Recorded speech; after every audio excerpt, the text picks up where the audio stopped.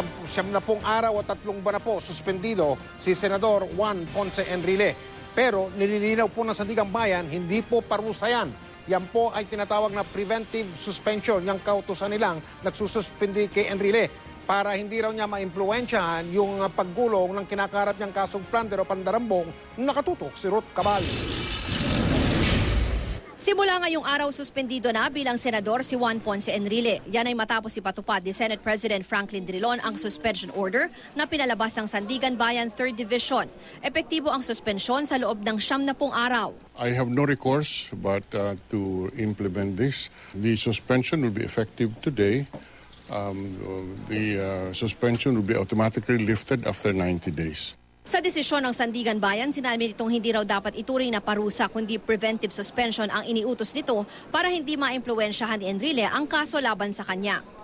Nakadetine si Enrile sa PNP General Hospital para sa 172 million peso plunder case kaugnay ng pork barrel scam. Kasama niyang kinasuhan ng kapwa niya senador na sina Jinggoy Estrada at Bong Revilla.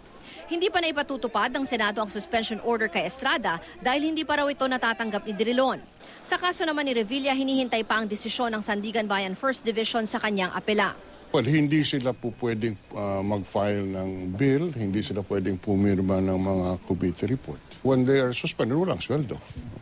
Pero employer, mga staff nila? Yung staff nila are employees of the Senate. Hindi po apektado yan. Tiniyak naman ni Drilon hindi maaapektuhan ang trabaho ng Senado kahit wala ang 3 miyembro nito.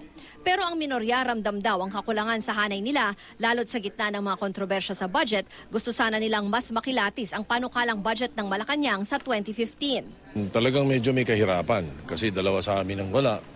And the knowledge of Manong Johnny when it comes to the budget,